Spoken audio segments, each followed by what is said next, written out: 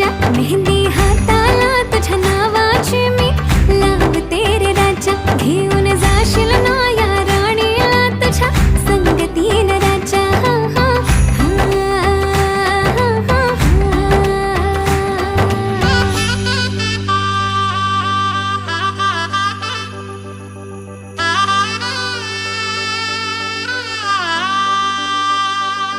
सजली ही नवरी बाई नवरोबासाठी ग, गाली हळदी चाले दिसते किती गोड ग.